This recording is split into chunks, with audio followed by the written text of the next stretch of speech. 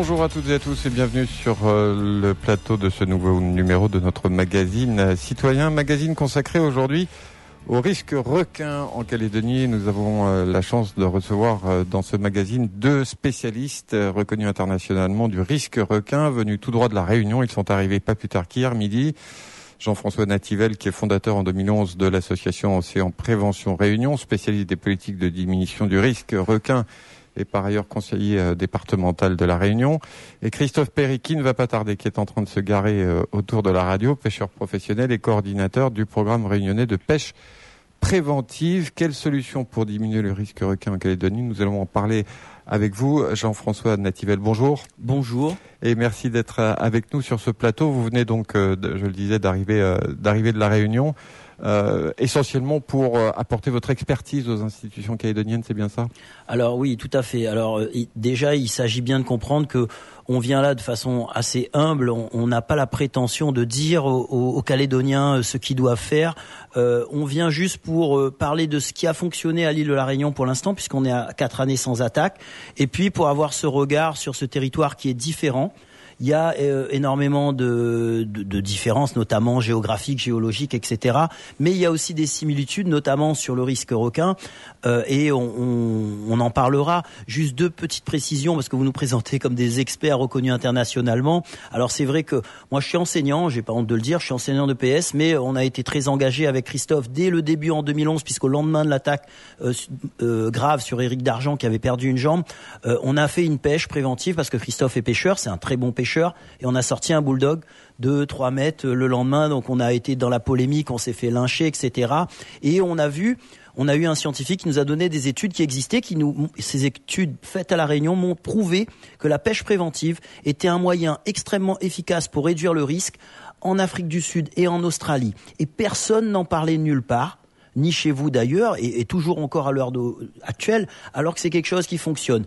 Donc pour vous dire que Christophe a une expertise internationale, puisqu'il a publié, il est co-auteur de 2 études internationales, une sur la Smart Drumline qu'il a inventée, il pourra vous en parler, qui est un moyen écologique de cibler les espèces dangereuses et relâcher les espèces accessoires, et une autre étude qui montre que la pêche permet de diminuer la fréquentation des bulldogs à la côte, ce qui est notre prédateur principal chez nous. Chez vous, vous êtes à peu près à 40% d'attaque avec du requin-tigre, qui est l'espèce la plus présente dans les attaques. Nous, chez nous, c'est le bulldog qui fait 80% des attaques. Ah, voici Monsieur Perry qui arrive.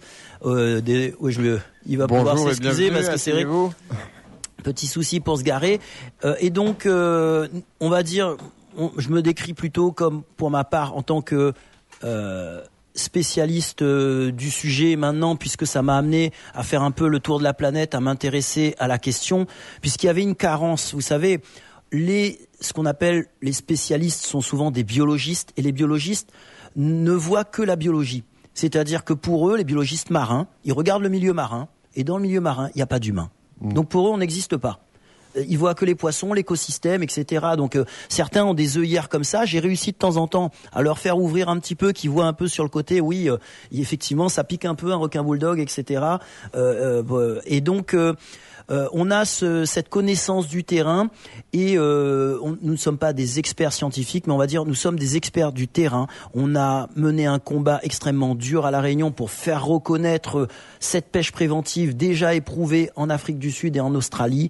Et donc voilà. Donc et aujourd'hui, pour moi, c'était je suis très heureux déjà que vous puissiez m'accueillir ici. La Nouvelle-Calédonie, c'est un accueil fantastique. Il y a beaucoup de créoles, là, vous connaissez. Moi, les Réunionnais, depuis toujours, mon famille sortent la Réunion depuis 350 ans.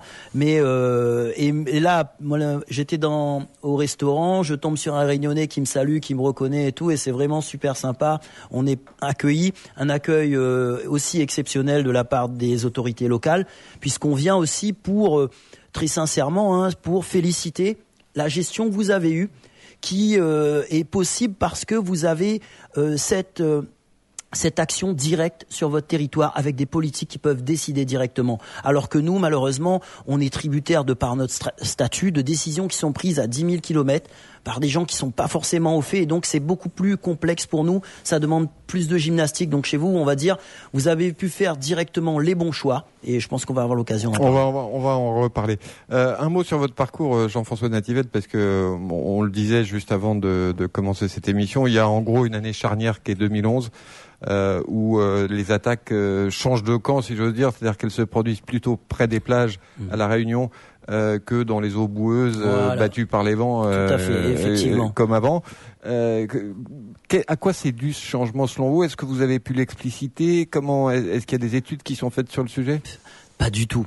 Justement, je vous l'ai dit tout à l'heure. Le problème, c'est que on dépend sur une chose comme le risque requin des biologistes. Les biologistes, ils ont deux objectifs. Parce qu'on met souvent en avant l'activité humaine, en fait, pour expliquer. Oui, mais ça, c'est la litanie qu'on nous sert partout dans le monde, parce que l'humain est trop nombreux. Vous savez, c'est le discours malthusianiste d'un humain qui a détruit la planète, etc. Donc, moi, je veux bien à l'échelle planétaire, mais je pense que c'est un peu hypocrite, parce que on cherche à faire payer à des petites communautés qui n'ont rien demandé, qui sont souvent extrêmement respectueuses de la nature, un mot planétaire qui serait la situation des océans, la pollution, la surpêche, etc.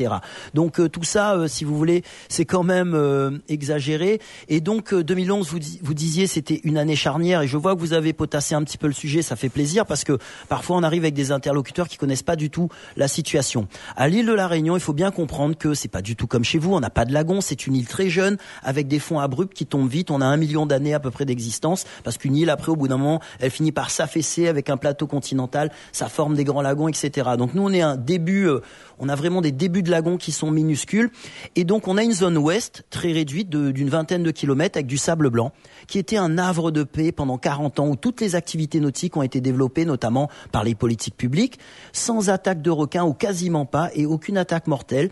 Et les 3/4 de l'île battus par les vagues, le vent, la houle et beaucoup de pluie, où l'eau est boueuse. Et donc sur cette zone-là, il y a eu, depuis 1988 la première, avec l'arrivée du bulldog, on en parlera peut-être, un début d'attaque de requin, où là ça changeait par rapport au temps passé, où le requin vient et va chercher quelqu'un au bord de mer, alors qu'avant, dans les siècles passés, c'était des gens qui se blessaient, qui étaient emportés par les vagues, où il y avait, on va dire, des stimulations, etc., qui amenaient des requins plutôt du large à attaquer dans un deuxième temps. Alors que là, dès 88, ça a été des bulldogs qui sont venus à la côte chercher les personnes. Et donc, voilà, ce changement-là, il a commencé donc sur les zones sauvages, isolées, réputées, et à aucun moment, même si en 89 on a perdu un ami, Bruno Giraud, ça a été la première attaque sur un surfeur, eh bien on allait réclamer une politique préventive, puisque c'était à Sainte-Suzanne.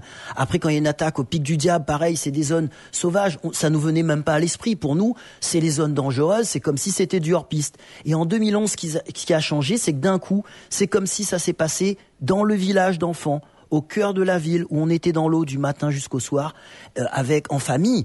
Et ce changement brut, quand nous, on a tiré la sonnette d'alarme avec Christophe, qui est aussi, alors on est ancien champion de bodyboard de France, etc., donc on connaît bien la mer, d'un coup on a dit, mais c'est hallucinant. Et face à ça, le discours des autorités, ça a été de dire, d'après les biologistes, qui leur ont sorti les statistiques, non, vous êtes fous. Il y a toujours eu des attaques à La Réunion. Ils n'ont pas tenu compte du tout du fait de ce changement géographique qui fait que ces attaques qui avaient lieu avant, qu'on pouvait considérer comme normales dans des zones sauvages réputées, sont arrivées sur la zone, vraiment le cœur balnéaire. Et bien sûr, pourquoi il y a ce mutisme autour de ces raisons-là, encore aujourd'hui, c'est parce qu'à cet endroit, c'est le seul endroit où ils ont mis une réserve marine, qui du jour au lendemain, à partir de 2007, a exclu l'humain en tant que menace, en tant que prédateur. Parce que dans la nature, c'est simple, il n'y a pas de sourciller, la cohabitation pacifique avec des bulldogs. J'invite les gens qui prônent ça à aller l'expérimenter. C'est que dans la nature, on est soit une proie, soit un prédateur. Et l'humain était un prédateur dans cette zone. Du jour au lendemain, les institutions ont fait de cette zone, ont fait l'humain dans cette zone, ont rendu l'humain une simple proie. Et le requin, qui n'est ni méchant ni gentil, il voit des stimulations, des flops sur l'eau, ça peut provoquer l'attaque de façon anormale, c'est ce qu'on a connu, et probablement aussi avec des spécimens plus accidentogènes, puisque la campagne de pêche qui a été menée depuis 10 ans maintenant à l'île de la Réunion a permis de sortir à peu près 600 requins.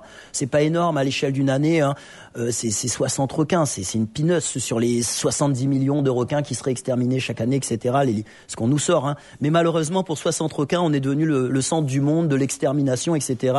Les gros armateurs qui pêche à tour de bras se frotte les mains. Et donc voilà, c'est encore aujourd'hui, c'est très difficile de faire comprendre qu'on avait une situation anormale. Et on s'est battu à l'époque pour faire reconnaître cette situation. La multiplication des attaques, comme chez vous aujourd'hui, a éteint le discours des biologistes, le discours des extrémistes de la nature, parce qu'il devenait ridicule. Vous voyez, quand il y a une attaque, on peut aller dire oui, le requin est dans la mer, il faut rien faire, tout est normal. Mais quand on a une multiplication, ils ont perdu de la crédibilité. Et vis-à-vis notamment des autorités à l'île de la Réunion, ce qui nous a permis ensuite, Christophe a collaboré avec les autorités pour mettre en place le programme de pêche tel qu'on le connaît, inventer même la Smart Drumline pour avoir ce côté écologique, puisqu'on a toujours cette contrainte de réserve marine. Et voilà. Alors aujourd'hui, la Réunion, ça reste toujours très compliqué, très fragile, parce que on n'a pas cette mainmise que vous avez ici du politique directement sur les décisions. Et ça, c'est fondamental. Et c'est ce qui fait que vos autorités locales ont pu, dès le début, prendre les bonnes mesures, parce que les gens peuvent être d'accord ou pas d'accord. Moi, c'est pas mon affaire. La seule chose que je vois, c'est qu'encore en 2023, la seule chose que redoute un prédateur, c'est la mort. On chasse pas un prédateur avec des fleurs, avec des gadgets magnétiques, avec des expérimentations pendant des années. Donc, votre gouvernement a choisi ici, en tout cas la province sud, parce que je maîtrise pas forcément tous les échelons politiques, de d'abord protéger l'humain, en étudiant en parallèle. Alors que chez nous, on nous disait, non, il va falloir d'abord étudier, avec des cobayes humains, pendant le programme Shark, c'est 80 requins, tigres et bulldogs de 3 mètres, capturés, relâchés juste derrière les plages, bichonnés, s'ils étaient trop fatigués, ils les marquaient même pas, pour être sûr qu'ils survivent, en laissant les gens dans l'eau. Et après, on courait pour voir, tiens, une attaque là. Moi, j'appelle ça une expérimentation sur cobaye humain. Vous imaginez? Avant qu'au bout d'un moment, ils finissent, c'est puissant. Avant qu'au bout d'un moment, ils finissent par se dire, là, effectivement, on n'a plus le choix. On va commencer à pêcher. Et il y a une inertie dans la pêche. Il faut pas que les gens croient que c'est parce qu'on pêche aujourd'hui que dès demain, ça va s'arrêter. Ça, c'est faux. Nous, on a commencé en 2014. Ça a porté ses fruits à partir de 2019. On en est à 4 années sans attaque. C'est la plus longue période sans attaque à l'île de la Réunion depuis 1988. Et ça, c'est ce qui m'a motivé pour venir aujourd'hui vous apporter mon soutien. Alors Christophe Perry, bonjour d'abord et bienvenue sur le plateau de Radio Rythme Bleu dans cette émission Citoyen. Vous êtes donc pêcheur professionnel. Vous avez vu cette situation arriver et vous aussi vous vous êtes heurté à l'époque à certaines réticences sur cette politique de pêche préventive. Oui, c'est ça. On a vu la situation commencer à se détériorer à partir des années 2004-2005, avec des observations de plus en plus fréquentes et voire des interactions un peu plus violentes sur des pêcheurs sous-marins notamment. Et donc c'est ce qui nous a motivé, ce qui m'a motivé à prendre la décision en 2011 après la première attaque donc dans cette zone balnéaire à aller effectuer une pêche préventive pour éviter que la situation se détériore trop. Malheureusement, le phénomène qui est le même phénomène que vous connaissez vous aujourd'hui en Nouvelle-Calédonie, le phénomène n'a fait que s'amplifier et puis on s'est rendu compte que c'était réellement un phénomène important et sur lequel il fallait agir d'une manière ferme et générale, quoi. Il y a toute une stratégie à avoir. Je pense que vous en êtes aujourd'hui à un point où vous devez effectivement faire ce que vous avez à faire aujourd'hui, c'est-à-dire mettre un programme de pêche en place et puis le faire perdurer dans le temps pour que vous puissiez au moins stabiliser cette population de requins dangereux aux abords de vos activités nautiques, et puis pour pouvoir les faire perdurer dans le temps et continuer et reprendre une vie à peu près normale. Personne n'a jamais demandé le risque zéro dans cet élément qui est aussi le nôtre, mais voilà, il nous faut un risque acceptable pour pouvoir vivre et continuer à profiter de cet élément fabuleux qu'est l'océan. Voilà, il y a toujours eu des requins en Nouvelle-Calédonie, il y en aura toujours. Et on est bien d'accord que le risque zéro n'existe pas. C'est ce que vous venez de dire, c'est qu'il y aura... Simplement, l'idée, c'est d'essayer de le diminuer pour qu'il soit acceptable à la fois par la population et par les autorités. Est-ce que ça veut dire qu'il faut, d'une certaine manière, mieux connaître les requins, essayer en tout cas de mieux connaître les requins, leur fonctionnement, pourquoi ils attaquent, comment ils font, etc., pour essayer tout simplement d'apprendre à vivre avec eux? Oui, bien sûr, ouais. Bon, alors faut déjà comprendre que beaucoup de monde le sait, mais qu'il y a plusieurs types de requins. Il y a plus de 500 espèces de requins sur la planète. Là, on parle bien des espèces dangereuses, notamment les requins tigres et les requins bulldogs. Après, vous avez toute une flopée d'espèces de requins qui ne sont absolument pas dangereuses. Et avoir trop de ces grands prédateurs, notamment le requin bulldog qui est une espèce assez intrusive, voire invasive, c'est pas bon non plus pour l'ensemble de l'écosystème.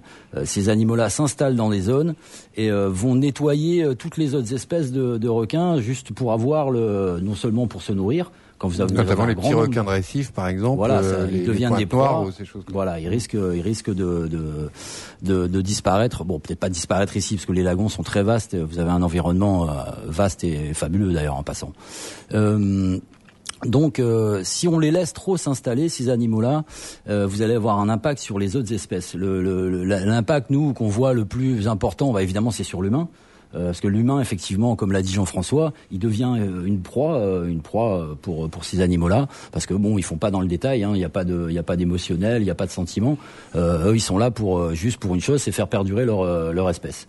Donc, ils ont besoin de territoire, ils ont besoin de nourriture, et tout ce qui va pouvoir passer à portée de mâchoire, il va être une proie potentielle. Alors, la situation en Nouvelle-Calédonie, elle est très simple. Ces 3 dernières années, 14 attaques, dont 7 à Nouméa, 7 mortelles et 8 attaques concentrées sur la seule année 2021. Entre 2016 et 2018, il n'y en avait eu que 5 en tout. C'est donc une véritable prolifération. Alors, il y a plein de théories qui circulent, Jean-François Nativelle. L'idée, c'est de dire, par exemple, qu'évidemment, on les a protégés pendant des années. On sait que les requins tigres, notamment, se reproduisent une fois tous les 2 ans. En gros, les femelles peuvent faire jusqu'à 50, 60, 80, 80 petits qui font 1m50 dès qu'ils ont 1 an. Donc, voilà. Est-ce que ça peut être ça, la raison de cette prolifération? Alors là, je vous remercie aussi de ces propos parce que je vois qu'encore une fois, là, vous connaissez le sujet parce qu'on a tellement l'habitude d'avoir des biologistes qui viennent, qui vont nous dire, oui, le requin, il arrive à maturité à 10 ans, voire 20 ans. Les petits se mangent entre eux dans le ventre, ce qui est totalement faux pour les requins tigres et bulldogs. Les petits sont séparés dans des poches, ils ne se touchent pas. Quand il y a des naissances, tous ils sortent. Et donc jusqu'à 83 pour le requin tigre. À La Réunion, Christophe en a capturé dans le programme officiel 2 femelles, une de 44, une de 45. Moi j'en ai fait une avec un ami, avec toi-même d'ailleurs. Voilà. Il y a 2 ans, il y avait 18 petits. Donc 18 petits pour un tigre, c'est pas grand-chose. Et juste, je reviens à une petite précision que vous avez mis au début parce que c'est quand même, il faut qu'on soit clair. Vous avez dit qu'il est coordonnateur du programme de pêche. Je tiens à préciser qu'il l'a été. Parce que on a une instance qui gère le risque requin à l'île de la Réunion, avec qui on a quelques désaccords, puisque d'une instance dont la mission première était la protection des humains, on a eu un glissement progressif qui est devenu un centre d'études qui va essayer d'apporter des données où la mission première finit par être diluée, et ça nous a inquiétés. Ça a amené Christophe d'ailleurs à quitter sa fonction. Je ne sais pas s'il y a quelqu'un qui a pris ta place au coordonnateur de programme de pêche, sûrement. Ouais. Mais bon, ça reste très fragile à l'île de la Réunion pour les raisons qu'on vous a citées. Et donc voilà, c'était une précision que je tenais à apporter. Alors, on est encore en Nouvelle-Calédonie dans cette période où il y a une certaine opposition. On va pas se le cacher, il y a une certaine opposition à la pêche préventive. Il y a beaucoup de gens qui disent oui, les requins sont chez eux, après tout, on n'a pas à s'en mêler, etc., etc. Il y a des décisions très fortes qui ont été prises, puisque vous savez pas, mais la ville de Nouméa est compétente dans la bande des 300 mètres. Au-delà, c'est la province sud. Au-delà encore, c'est l'État. Donc il y a un certain nombre de compétences qui se répartissent. La maire de Nouméa, par exemple, a pris la décision d'interdire carrément dans une île, c'est compliqué, dans un lagon, d'interdire la baignade en permanence, ce qui pose évidemment un certain nombre de problèmes et ce qui suscite un certain nombre de contestations. Vous, ce que vous dites, c'est qu'il fallait prendre ce genre de décision. Tout à fait. Vous savez, à l'île de la Réunion, quand on a eu cette anormalité géographique avec des attaques très violentes comme chez vous au cœur de la zone balnéaire, mon discours public dans les médias, c'était de dire, faut plus mettre un doigt de pied dans l'eau. Et face à ça, les autorités m'ont fait passer pour un fou en disant, puisque les biologistes disaient non, c'est normal, il y a toujours eu des attaques. Et donc, moi, j'ai martelé ça tellement fort, et je n'y allais plus, j'ai arrêté pendant 10 ans. il restait plus qu'on va dire, plus les attaques se multipliaient, il restait quelques irréductibles gaulois, on va dire, qui continuaient à aller dans l'eau. Et je l'ai tellement dit que quand l'arrêté est sorti, parce que il faut savoir que dans le contexte, nous c'était des surfeurs qui étaient attaqués et donc stigmatisés parce que le surfeur c'est un marginal de la société. On était piétinés à pieds joints et le jour où il y a eu une baigneuse, la petite Sarah, coupée en deux, parce que c'est la réalité, il restait que les jambes. Le 15 juillet 2013, et bien là l'État d'un coup a dit ça touche un baigneur, donc ça devient dangereux. Et là, ils se sont mis à interdire à partir du 26 juillet 2013. Et beaucoup de gens de la communauté nautique qui étaient encore dans l'eau m'en ont voulu en appelant ça l'arrêté Nativelle. Donc, j'ai été quand même, quelque part, même si l'État prend pas ses décisions d'après Nativelle, ça c'est sûr, j'ai été considéré comme un de ceux qui a été pour cette interdiction. Et aujourd'hui, alors, ce qui est, puisqu'on en est à 10 ans d'interdiction à l'île de la Réunion, donc 4 années sans attaque, il faut rappeler que c'est une interdiction provisoire, renouvelée 13 fois depuis 2013, avec le mot provisoire, ce qui est complètement délirant. J'attaque au tribunal administratif en ce moment même. J'ai eu hier le retour, le mémoire du préfet. Ils vont probablement gagner, on le sait, parce que les juges sont frileux, ils ont des arguments qui sont fallacieux, mais comme c'est l'État, vous voyez, nous en face, simples citoyens, c'est très compliqué. Et donc aujourd'hui, dans notre contexte à l'île de la Réunion, je conteste cette décision provisoire, mais ici, en Nouvelle-Calédonie, la décision de Madame Sonia Lagarde est la bonne. Parce que vous ne pouvez pas, d'un côté, engager une campagne de prévention qui passe par la pêche et prendre le risque d'avoir une attaque en parallèle. Donc on a ce temps qui est difficile pour la population, mais qui est nécessaire d'interdiction. Et vous, votre garde-fou que vous avez, contrairement à nous, à l'île de la Réunion, c'est que vos décisions sont prises localement, par des élus qui sont remis en cause régulièrement par les urnes et qui doivent rendre des comptes à la population. Nous, les décisions, elles sont prises à Paris, parce qu'on est un territoire français total, et du coup, on n'a aucune prise à ce niveau-là. Et en plus de ça, je vous le dis de façon très claire, sur 1000 élus à l'île de la Réunion, je suis le seul à faire ce que je fais. D'ailleurs, je me considère même pas comme élu, mais toujours comme un citoyen. Je me suis lancé en politique, après 2 attaques mortelles en 2017, et il s'est avéré que j'ai vu que j'avais un ancrage sur la zone littorale. Donc petit à petit, j'ai fini par finir 4e au municipal. Je suis conseiller municipal et communautaire, et j'ai gagné en 2021 le titre de conseiller départemental sur le 19e canton, qui englobe toute la zone des plages de Saint-Gilles-les-Bains, Boucan-Canotte, pour ceux qui connaissent la Saline-les-Bains. Là, on appelle communément Zoreiland, parce que moi, j'ai pas de tabou avec ça. Moi, les créoles, depuis 350 ans, on me dit les choses très clairement. Parce qu'à l'île de la Réunion, toute le bande politique, donc tous les politiques, quand il y a des attaques de requins, ils sont contents, comme la population, parce que ça mange les blancs. Vous comprenez ? Donc c'est vrai, c'est dur à dire, c'est dur à entendre ce genre de mots. Mais moi, je le manipule parce que je le vis. Je suis créole depuis longtemps et on me traite de oreilles parce que je défends la mer. Mais moi, je défends l'île de la Réunion. Je défends une économie, un mode de vie social, parce que la mer, et on le voit en venant chez vous beaucoup plus que chez nous. Christophe est comme un fou, il court partout, il voit des bateaux, moi je vois le lagon. On est comme des enfants à 50 ans, vous voyez, à avoir toute cette vie orientée sur l'océan qu'on ne connaît pas à l'île de la Réunion, parce que on n'a pas tout ça. Nous, la mer, elle tombe direct, on a des vagues tout le temps, etc. Et donc, vous avez beaucoup de chance parce que vous avez cette prise de décision directe, et je ne pense pas que ce soit des décisions qui vont durer très longtemps. Et en plus, c'est plutôt ponctuel, avec pendant les campagnes de prélèvement, où là, vous avez une interdiction avec une certaine inertie. Et je pense qu'il faut que les gens comprennent la chance qu'ils ont. Parce que nous, à La Réunion, vous savez ce qui s'est passé ? J'en parlais ce matin avec quelques responsables. Nous, quand la mer a été fermée, plutôt que de se dire qu'on va résoudre le problème, ils se sont dit, nos institutions touristiques, on va faire venir des Chinois et des Indiens parce qu'ils nagent pas. Vous imaginez la logique. Et nos commerçants ont pris l'habitude alors que les plages étaient noires de monde du matin jusqu'au soir, avec des familles, des enfants dans l'eau, et maintenant, ils ont réduit leur personnel et ils font leurs chiffres le midi, le soir, avec quelques touristes, des badauds, devant l'océan fermé, avec des vagues magnifiques toute la journée. Mais c'est du délire. C'est ce qu'on appelle, qu'avait dit de façon assez, réaliste, le précédent sous-préfet, que en nous parlant, là, il félicitait la grande capacité de résilience des Réunionnais. Mais il faut être sacrément culotté quand même pour dire ça. La résilience, vous imaginez, nous apprendre à accepter la dévoration, c'est-à-dire quelque chose d'effroyable que nos ancêtres ont mis des siècles, des millénaires à supprimer parce que c'est une effraction de l'esprit. Les gens comparent avec des accidents de voiture, mais les accidents de voiture, c'est une normalité partout. Quand vous avez un corps qui sort démembré sur une plage populaire, qu'il y a des enfants, des familles qui voient ça, mais c'est une horreur. Je pourrais vous en parler longtemps, mais en tout cas, vous avez chez vous beaucoup de chance de pouvoir gérer directement ce type de problème. Alors, Christophe Perry, la configuration géographique de la Réunion, vous l'avez remarqué déjà depuis que vous êtes là hier, n'est pas du tout la même en Nouvelle-Calédonie, puisque effectivement il y a un lagon, il y a beaucoup d'espace, et les requins par définition voyagent. Enfin, ils bougent, ils changent de territoire, ils ont peut-être plus de ressources, j'allais dire, d'attaque qu'à la Réunion. Comment vous voyez les campagnes préventives ici? Comment ça peut s'organiser pour que ce soit efficace selon vous? Ouais, voilà, moi je suis venu ici, juste pour essayer d'apporter des éléments aux instances, pour pouvoir peut-être mettre en place une stratégie à un petit peu plus long terme. Parce que là, pour l'instant, j'ai l'impression que vous naviguez un petit peu à vue. Et donc, comment je vois les campagnes de prélèvement, écoutez, pour l'instant, elles s'organisent, elles portent leurs fruits.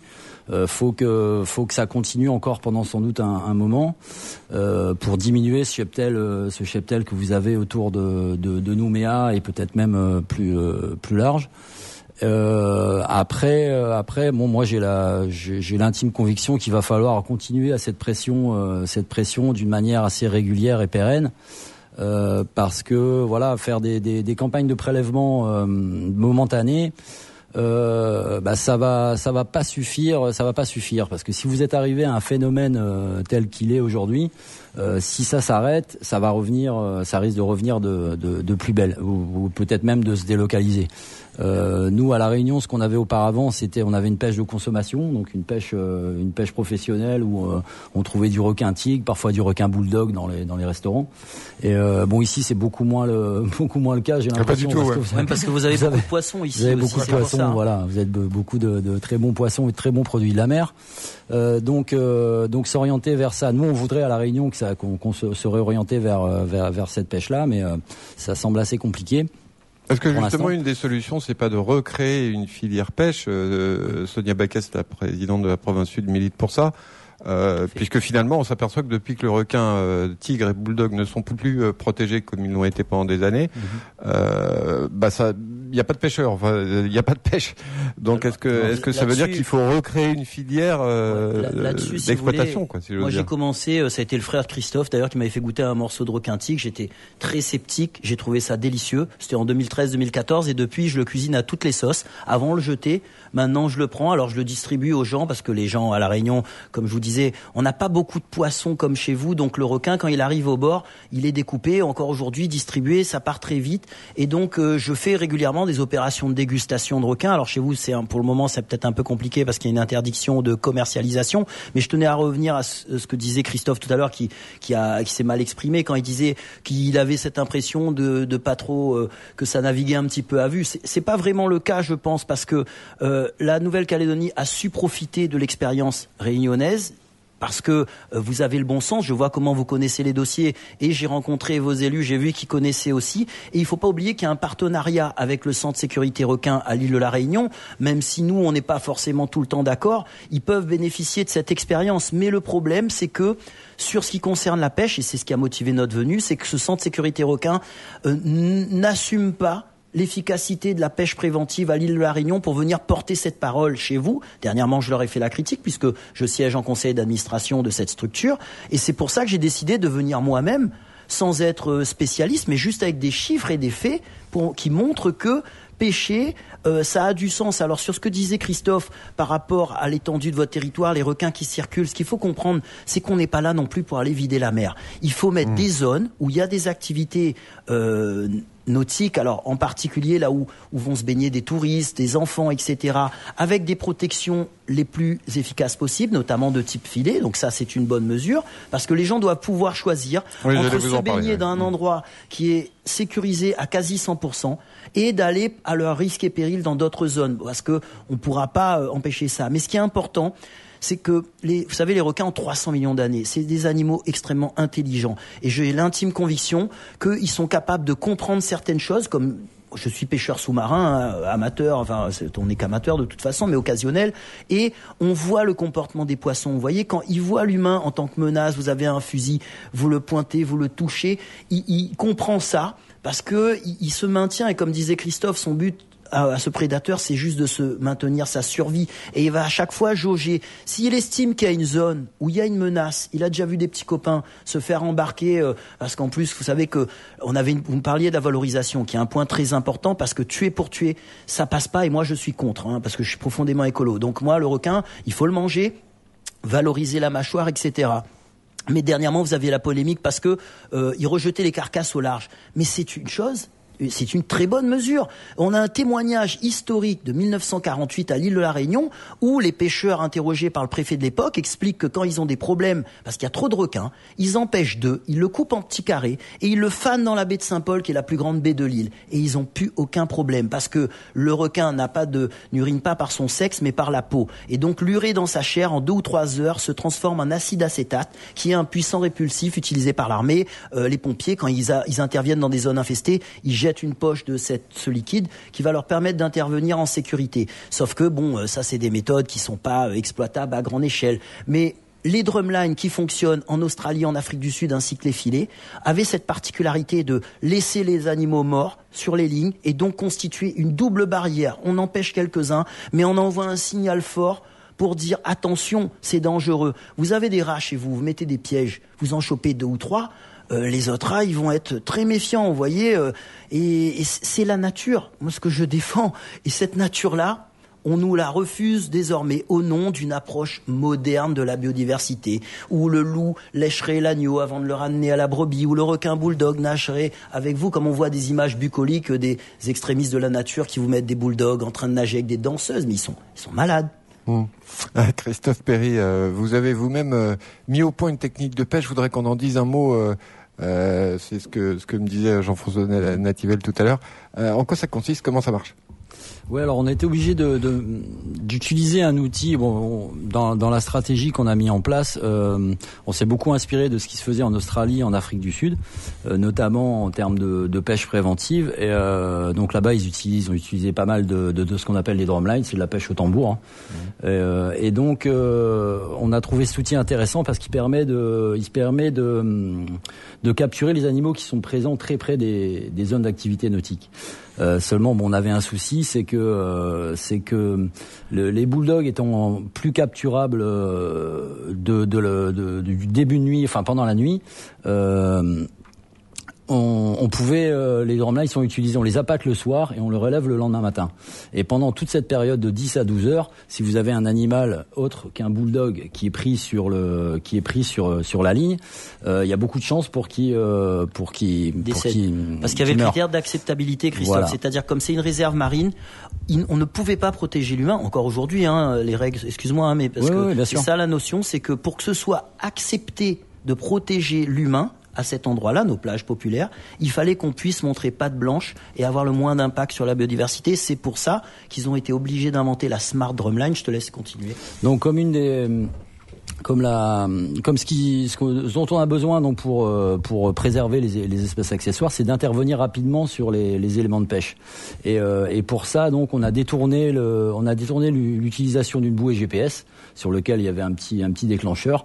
Donc avec un petit système qui est relié à la bouée de pêche et à la ligne de pêche, on a réussi à avoir un système où dès qu'il y a un animal qui est pris sur la ligne, avec un système informatique, on est prévenu par téléphone, par SMS et par téléphone. On a un appel, et donc c'est ce qui permet aux pêcheurs d'intervenir très rapidement, en moins d'1 heure sur le dispositif, et de récupérer donc des animaux vivants. Et après, donc soit c'est un bulldog et un tigre dans les programmes qu'on a mis en place, soit c'est un bulldog et un tigre. Et dans ce cas-là, il est prélevé, il part en valorisation scientifique. ou soit c'est une autre espèce comme un requin marteau, une carangue, un requin de récif. Et là, il est remis à l'eau le plus rapidement possible en meilleure forme. Et si c'est possible, s'il est en bonne forme, il est marqué, il est mesuré, un petit prélèvement de tissu qui est fait, et donc on peut avoir une valorisation scientifique et un suivi derrière qui est très intéressant pour la connaissance de toutes ces espèces et comment elles s'organisent. Mmh. Alors, il y a un aspect dont je voudrais qu'on parle, Jean-François Nativel, qui n'est pas des moindres d'ailleurs, c'est l'aspect économique, puisqu'on sait qu'il y a énormément de structures, de petites structures, parfois patentées, comme on dit ici, des gens qui vivent de la location de planche à voile, de la location de kitesurf, de choses comme ça. Il y a pas mal de structures qui sont sur des îlots, qui sont des restaurants où les gens aiment bien venir à la fois pique-niquer et se baigner, faire des petits parcours marins, etc. Là, il y a évidemment l'interdiction, la peur font que aujourd'hui c'est compliqué. Cet aspect économique, comment on peut le traiter? On sait que la mairie, la province sud vont accorder des compensations, financières à ces structures-là, mais comment ça se traite sur le long terme, parce que c'est évidemment très compliqué. Ça. Depuis qu'on est arrivé hier, je ne rêve que d'une chose, c'est d'aller voir ces petits îlots et justement toutes ces petites structures sur des îles, parce que c'est vrai que c'est vraiment fantastique. Je vous le dis encore une fois, moi j'hallucine quand je vois à quel point vous avez réagi vite et bien. Parce que pour vous donner un exemple en termes de comparaison, à La Réunion, c'est un paradis pour le surf. On a des vagues tous les jours et il y a 50 spots de surf. C'était le petit Hawaï mondial. On avait plus grands champions, Jérémy Flores, Johan Defay, etc. Eh bien, quand il y a eu la crise requin, nos acteurs économiques n'ont rien eu. Rien. J'ai des amis, ils se sont retrouvés en dépression, obligés de partir, séparés avec leurs femmes. Des choses incroyables parce qu'ils ont tout perdu. Il y avait une vingtaine d'écoles de surf. Elles ont toutes coulé, toutes fermées, dans le silence assourdissant des politiques locaux. L'État avait dit, soi-disant, mis en place un fonds d'indemnisation, mais les démarches étaient tellement compliquées que personne, ou presque, en a bénéficié. Je crois que personne n'en a bénéficié. Et les restaurateurs, je vous en ai parlé tout à l'heure, au début, ils criaient, j'attendais, moi, qu'ils mettent des barrières, qu'on bouche la route, parce que nous on était société civile, association, on faisait manifestations très dures, et eux, malheureusement, ils ont couru derrière, sauvegarder leur entreprise, baisser, virer leurs salariés, garder le minimum, transformer, essayer, beaucoup ont créé des activités annexes, etc., pour survivre. Et aujourd'hui, on a une reprise, mais qui est quand même assez fragile, parce que c'est toujours interdit, etc. Mais vous, alors, du coup, ce qui est, je trouve, une très bonne mesure, c'est que directement, il y a en place des phénomènes de compensation, d'aide à ces activités économiques qui sont mis en place. J'en discutais ce matin avec des élus de la province sud qui me disaient, ça a un coût, c'est pas évident, mais il me semble avoir vu que le gouvernement français a aussi accompagné à ce niveau-là en mettant une enveloppe pour aider les autorités locales à passer ce cap, parce que malheureusement, vous êtes aujourd'hui dans une situation, je vais pas dire de non-retour, mais une situation qui est avérée. Il y a eu pendant des années, tout le monde s'est endormi, comme on s'est endormi à La Réunion, comme on s'est endormi à Récif, comme ils sont en train de dormir profondément en Australie, et c'est dramatique, parce que les smart drumlines que Christophe a inventés, maintenant ils les utilisent. Avant, au New South Wales, ils utilisaient pour tuer les requins, les drumlines, et maintenant grâce aux smart drumlines, ils en relâchent des milliers. C'est-à-dire qu'ils les capturent, ils les marquent, ils les relâchent au large, donc ils continuent à se multiplier, etc. Donc vous avez ici, sur ce volet économique, vraiment, une approche qui est cohérente et qui, j'espère, sera simplifiée pour ces acteurs économiques, pour leur permettre de passer cette épreuve incompressible qui est ce moment de crise où tout le monde doit se serrer les coudes plutôt que de se tirer dans les pattes.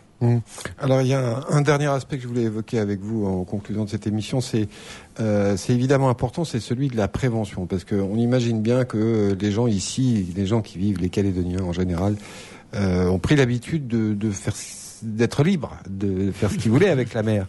D'aller se baigner où ils voulaient, quand ils voulaient, etc., sans vraiment, avec une certaine insouciance, c'est-à-dire sans vraiment penser à tiens, je vais me faire dévorer aujourd'hui. Non, ça, c'est pas dans la mentalité locale. Donc, comment on fait pour faire de la prévention, pour apprendre aux gens à prendre moins de risques, tout simplement? Alors ça, c'est, vous voyez, dans les piliers, nous à La Réunion, ça a été le plus facile. Ils voulaient pas pêcher du tout, ils voulaient un temps. Donc ça, donner des conseils, ça c'était très fort, mettre des panneaux partout, etc. Mais après, il y a effectivement tout ce volet éducation. Je vois que vous avez pris cette bonne mesure qu'on a pris aussi à La Réunion, nous en 2012, de limiter les rejets de déchets des bateaux, etc. Nous on interdit le rejet des déchets de la mer à moins de 2,5 miles de la côte, donc à peu près 5 kilomètres. Mais chez vous, vous avez tout ce genre de mesures d'éducation pour les propriétaires de bateaux, ceux qui vont en sortie.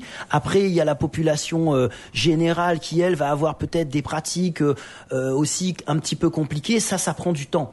Je suis enseignant. Donc vous voyez, je suis bien placé pour vous dire que les habitudes, par principe, Bourdieu, c'est quand même des choses qui mettent du temps à évoluer. Mais il faut s'y mettre parce que, comme je vous dis, à situation exceptionnelle, il y a un besoin de recalibrer même nos rapports à la nature parce que on est dans cette société de réensauvagement. Je travaille de très près avec les éleveurs en France confrontés au loup, à l'ours, et c'est pareil. On est en train de déserter nos montagnes parce que on a ce retour de prédateurs. Il y a un jogger qui a été mangé par un ours.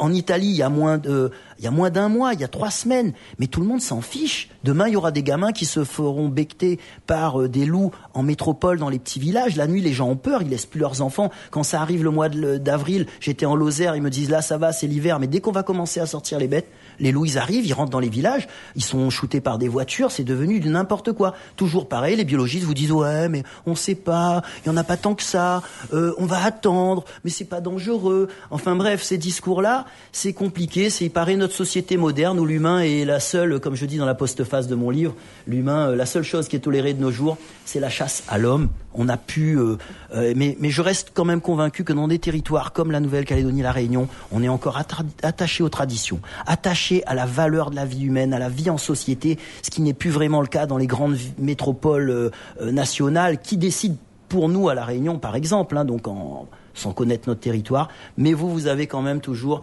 cette décision ici ancrée localement, et ça, c'est vraiment une bonne chose. Et voilà, je vous souhaite toute la réussite et on va essayer d'apporter avec Christophe notre modeste contribution. Et vraiment, on veut pas donner de leçons, on vient juste regarder et dire nous ce qui a fonctionné chez nous et voilà, et échanger avec les personnes présentes. Alors vous allez d'ailleurs, et ce sera le mot de la fin, vous allez animer une conférence, je crois, c'est le 25 mai, c'est bien ça? Comment ça se passe? C'est bien ça, le 25 mai, je dois caler les petits détails, on n'a pas encore commencé plus largement, mais je vous remercie de nous accueillir, ça permet de faire connaître un petit peu la salle. Je pense que d'après j'ai compris, il y a 300-400 places, donc les gens, on va voir quelle modalité, peut-être une petite inscription via un mail, enfin on doit définir tout ça, on va communiquer avec des visuels, et je vais faire donc dans cette présentation un tour du monde, parce qu'il y a beaucoup de fausses informations sur les situations, donc notamment du Brésil, de l'Australie, des États-Unis, Hawaï un peu aussi forcément, de la Réunion aussi, un petit topo rapide. Ensuite, voir comment on voit un petit peu votre situation à partir des éléments, parce que je suis très près quand même depuis très longtemps votre actualité. J'avais mis en garde 2013 la création du sanctuaire la mer de Corail, etc. Toute votre législation rigoriste. Ensuite l'attaque sur Nicole Malignon en 2016 qui a été un premier déclencheur, celle du petit Anthony qui a été vraiment effroyable et qui a été encore pire, qui dépasse l'entendement humain quand on s'imagine même pas. Mais bon, ça me fait un peu d'émotion.